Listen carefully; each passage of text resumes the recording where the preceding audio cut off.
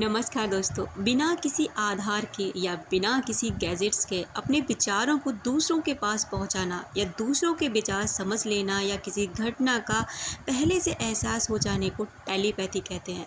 लेकिन अक्सर ये सवाल उठाया जाता है कि क्या टेलीपैथी जैसी कोई चीज़ सचमुच संभव है?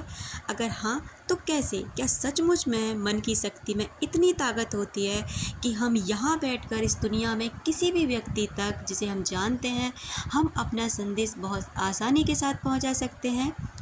तो इसका सीधा सा जवाब है हाँ। और सबसे पहले विज्ञान की पुष्टि करता है। दरअसल सामान्य तौर पर हम 5 ज्ञानेंद्रियों के जरिए किसी चीज़ को दृश्यों से समझ पाते हैं, लेकिन कभी कभी हमारे भीतर छठी इंद्रिय भी जागृत हो जाती है। लेकिन ये होता है किसी किसी के साथ। लेकिन हम सभी इंसानों में एक चीज़ कॉमन होती है कि थोड़ी बहुत टेलीपैथी करने की क्षमता हम सभी के अंदर होती है, लेकिन हम समझ नहीं पाते।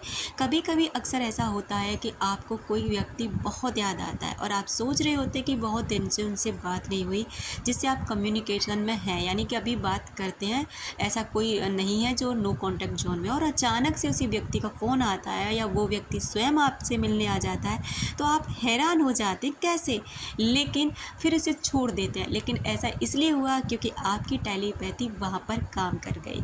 नो कांटेक्ट जोन में भी आपकी टेलीपैथी कनेक्ट होती है, आपकी ऊर्जा उन तक पहुँचती है। लेकिन हमारा होता क्या है कि हमारा अभी उनसे कोई कांटेक्ट नहीं है और वो हमसे अभी कांटेक्ट करना नहीं चाहते या हम भी नहीं चाहते, लेकिन हमारा मैसेज उन तक ज़रूर पहुंचता है और उनका मैसेज भी आप तक ज़रूर पहुंचता है। ये साइन मैं आपको पहले अपने वीडियोस में बता चुकी हूँ कि कौन कौन से ऐसे साइन आपको मिल जाते हैं जब कोई व्यक्ति आपको बहुत याद कर रहा होता है या आपको टेलीपैथी कनेक्ट करने की कोशिश कर रहा होता है, या फिर वो आपको अपने दिमाग से नहीं निकाल पाता और आपके लिए भेजता रहता है लव वाइब्रेशन। तो आप अब मेरे पहले वाले वीडियोज़ को चेकआउट कर सकते हैं। महाभारत काल में संजय के पास एक क्षमता थी जिसके जरिए उन्होंने दूर चल रहे युद्ध का वर्णन धृतराष्ट्र को कह सुनाया था। वो कोई माया या कोई जादू शक्ति नहीं थी, बल्कि टेलीपैथी का एक उदाहरण था। प्राचीन काल में ऋषि मुनि इसी शक्ति से भूत भविष्य और दूसरों के मन की बात जान लेते थे। लेकिन उन दिनों इस दिव्य दृष्टि और त्रिकालदर्शी शक्ति के नाम से इसे जाना जाता था कि ये व्यक्ति त्रिकालदर्शी है। लेकिन ये सब कुछ संभव था टेलीपैथी से। ये टेलीपैथी शब्द 1882 में फ्रेडरिक W.H. मायर्स ने किया था। कहते हैं कि जिस व्यक्ति में छठी ज्ञानेंद्रिय होती है, ये जागृत हो जाती है, वह जान लेता है कि दूसरों के मन में क्या चल रहा है। यह परम वैज्ञानिक का विषय है जिसमें टेलीपैथी के कई प्रकार बताए गए हैं। टेलीपैथी के बहुत सारे फ़ायदे हैं। जब कभी आप अपने विचारों को किसी के सामने मौखिक रूप से नहीं कह सकते या आपको लगता है कि मैं पता नहीं किस तरह से उस व्यक्ति से अपनी बात कह पाऊंगा, तो इसमें टेलीपैथी आपके बहुत अच्छे से साथ दे सकती है।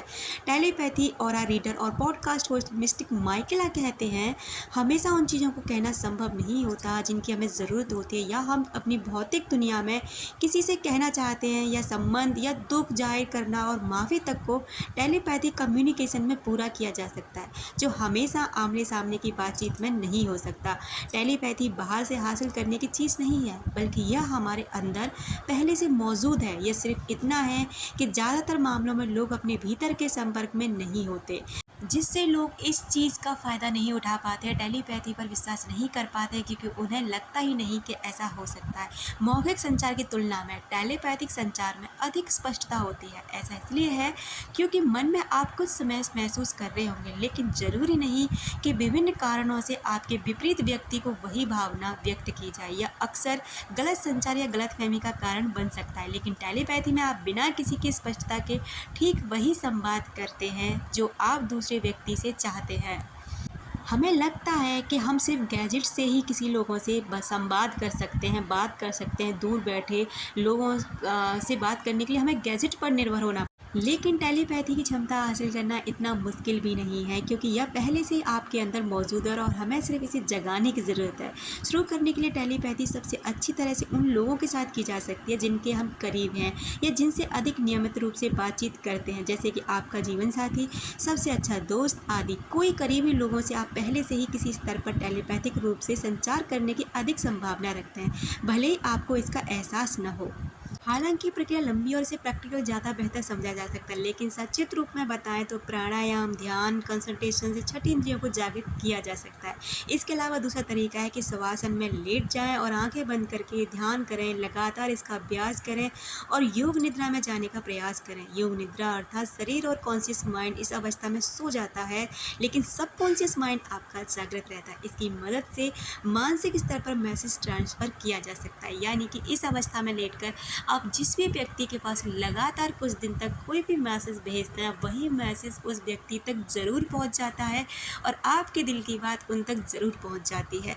अगर आप जानना चाहते हैं इसकी आगे की प्रक्रिया कि आप कैसे उस व्यक्ति तक अपना मैसेज पहुंचा सकते हैं, कैसे आप मेडिटेशन के द्वारा ये सब कर सकते हैं, तो आगे वाला वीडियो इसी टॉपिक पर हो सकता है। बस आपको यस लिख करके जाने की ज़रूरत है। अपना रखें ख्याल, अपनों का रखें ख्याल, जिससे आप अट्रैक्ट कर सकें ढेर सारा प्यार और ढेर सारी खुशियाँ। तो दोस्तों, उम्मीद करती हूँ कि आप भी अपने दिल की बात दूसरों तक इस टेलीपैथी के ज़रिए आसानी से पहुँचा सकते हैं।